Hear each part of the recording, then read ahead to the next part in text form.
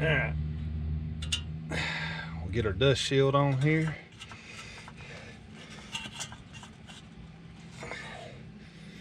I'm going to run a bolt. I said I was going to run a bolt right through here to help hold that dust shield on.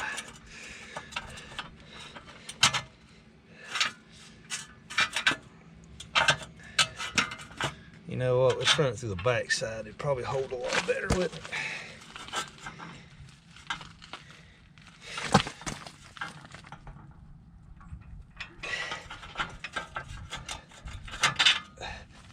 There you go.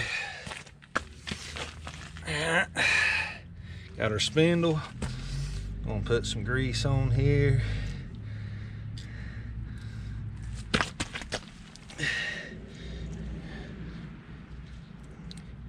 You want to grease this right here in this area because that's where your V-seal and everything's going to ride. It's like that right there.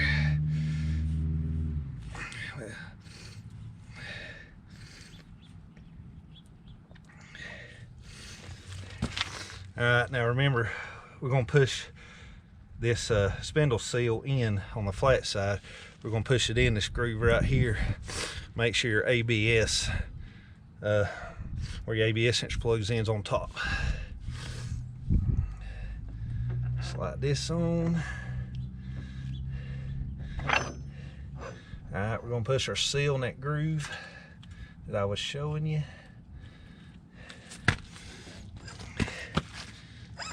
And then we're going to ease this sucker on in.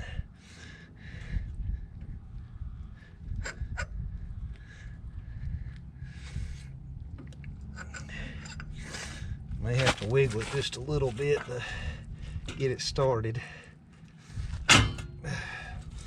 Hell, like that.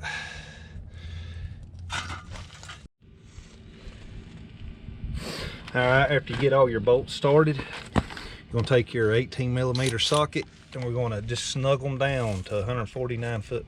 I mean, shit. We're going to snug them down. We ain't going to torque them just yet.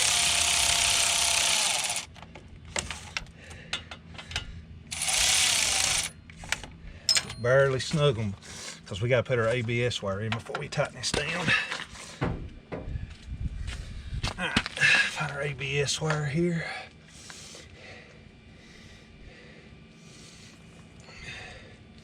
Slide it through the dust shield, your brake dust shield. Tuck it in there, make sure you're not getting it all pinched up.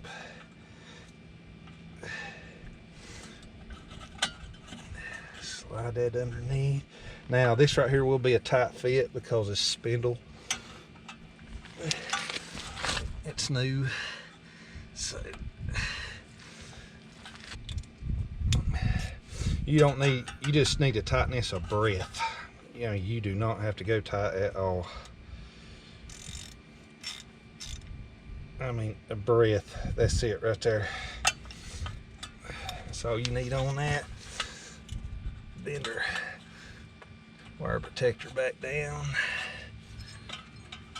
Slide this here back in its groove.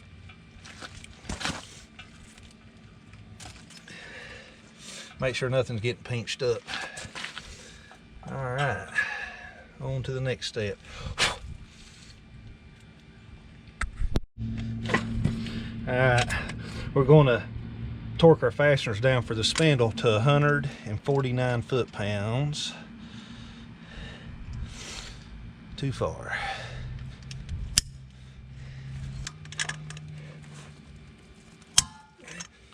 There's one. Then we'll come down here and tighten this bottom one.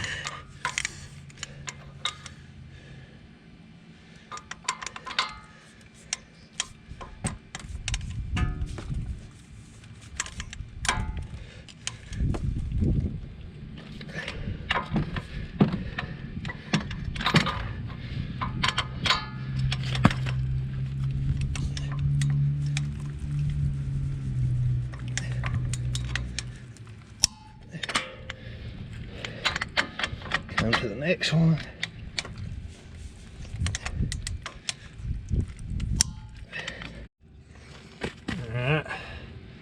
Add some grease here.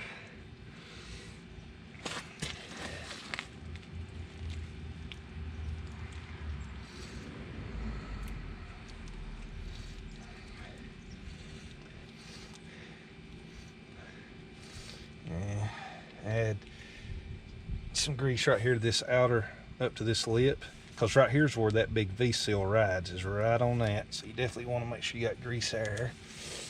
And then from the threads back on your spindle, go ahead and pop you some on there too as well.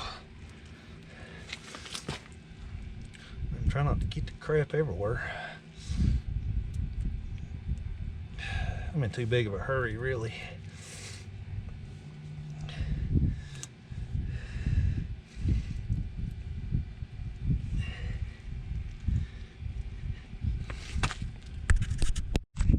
The next step, you got a bigger V-seal that is going to go right along here, and you're going to put that on before you grease anything, because that sucker will keep sliding off on you if you ain't careful. So we'll get that on.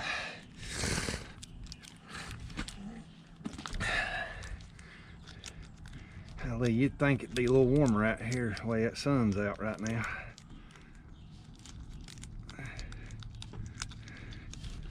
Alright. You want to make sure the flat part of this seal is down against the back of the hub. And the soft side right here, which is the easy part that's easy to bend.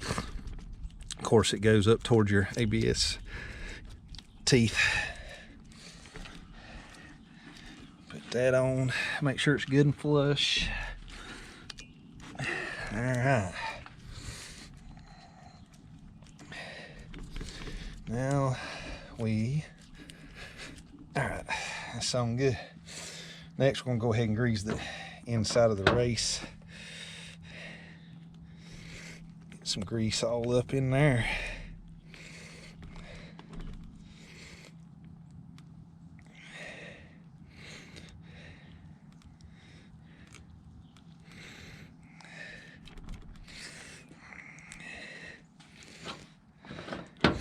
I like to go a little liberal with grease now.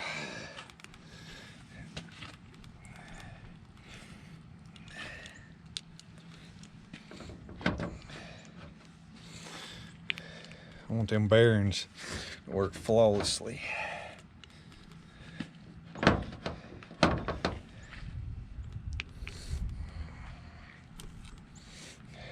Alright, you're going to want to grease the lip of the V-seal, because that right there is what's going to ride against the inside of the spindle.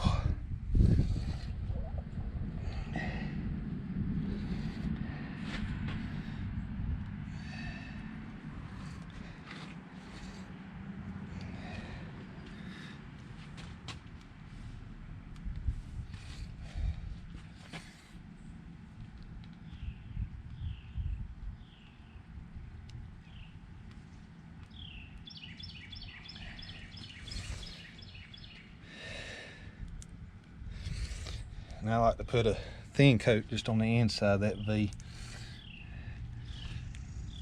just so it really don't, I mean, you need to put some on the inside. I don't know if it's really going to touch much of anything. It don't look like it does, but it'll keep it from dry rotting. You don't want that. All right.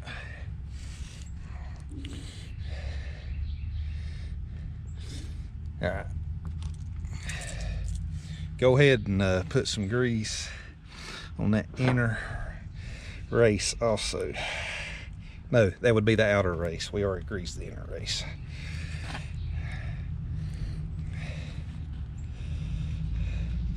I don't know why I forgot to do that when I was doing this, greasing the inner race.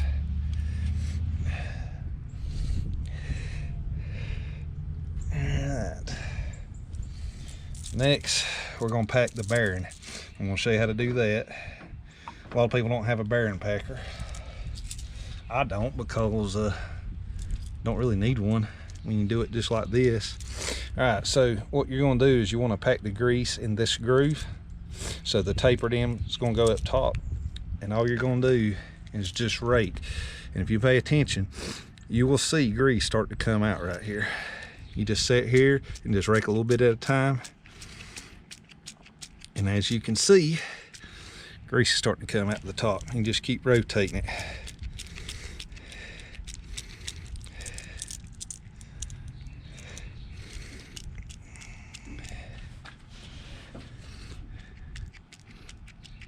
Just keep rotating and rotating.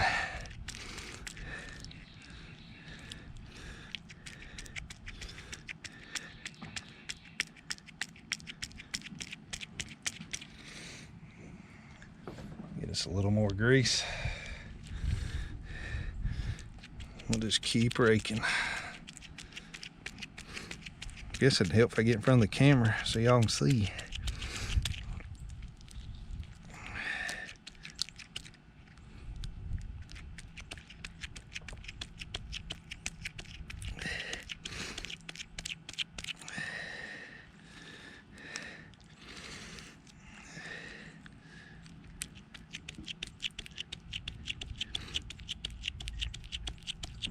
And as you can see, we've already went all the way around. Now we'll take the leftover grease and just lube it up. And we'll drop her right in the race. Tapered end goes towards the center. All right, got our seal. It's going to keep all that grease in, protect it. We got to grease the seal up. So there's a spring that sits inside here, so I always like to take some grease and go around, pack it in there a little bit. That way, when you're installing it, it would help if I'd show y'all, wouldn't it? That way, if you're installing it, just pack that in that groove. That spring won't come out, is what I'm trying to say. I'm trying to hurry because I gotta go to work, pull a 12-hour shift hauling gas. I don't know if we'll get this done today. May have to continue back tomorrow. Just trying to get as much I can get done. Time is limited whenever you're putting in about 70 hours a week on the job, then doing this crap too. Always doing chores, housework, mechanic work. 17-year-old daughter driving me batshit crazy. Yep. All right, slide that in just like so.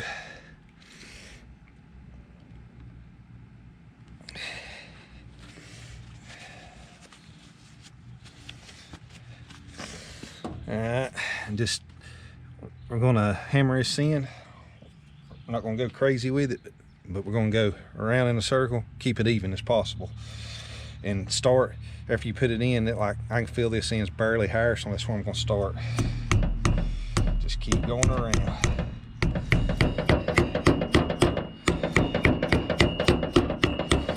Make sure you keep it level.